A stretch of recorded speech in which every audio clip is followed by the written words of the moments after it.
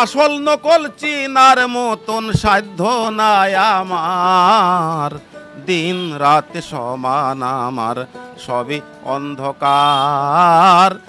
চোখে দেখে না, কিন্তু অন্তরের আলোয় রাস্তা চিনে বিভিন্ন স্থানে হাটে ঘাটে 40 বছর ধরে একাকী গান গেয়ে মানুষকে বিনোদিত করেন 60 বয়সের মোহন সরকার। গাজীপুরের কালিয়াকৈর উপজেলার দক্ষিণ মৌচাক এলাকায় বসবাস করেন তিনি।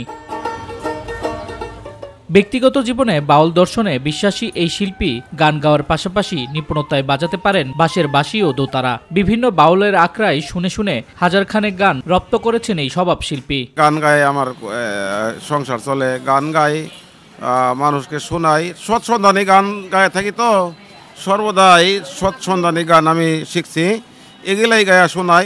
একসময় হাজারখানেক গান কণ্ঠে ধারণ করতে পারলেও বর্তমানে অন্তত 500 গান গাইতে পারেন। সত্য সন্ধানী, শিক্ষামূলক, স্বাস্থ্যমূলক, বাউল, মুর্শিদি, মারফতি, ইসলামী এবং দেশ ও মাটির মানুষের গান গেয়ে যৎসামান্য যা উপার্জন করেন তা দিয়েই 3 সন্তানকে সুশিক্ষিত মানুষ করেছেন। মোহন সরকারের গান সংগ্রহ ও সংরক্ষণের দাবি জানান এই শিল্পীর ভক্ত শ্রোতারা।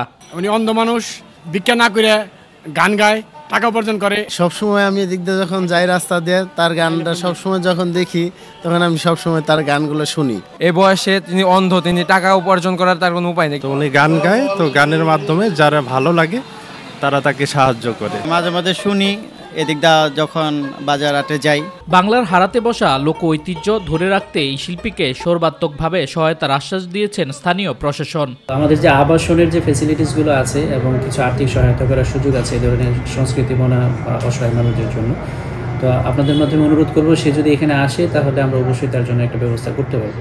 একদিন মাটির ভিতরে হবে ঘর ও মনামার কেন বান্ধ দালান ঘর, জীবনের এমন চিরায়িত লোকজ দর্শনটাকেই জনমনে ছড়িয়ে দিচ্ছেন সত্যিকারের অর্থের ঘরহীন শিল্পী মোহন সরকার। তাকে সরকারি ও বেসরকারি পর্যায়ে পৃষ্ঠপোষকতার দাবি স্থানীয়দের।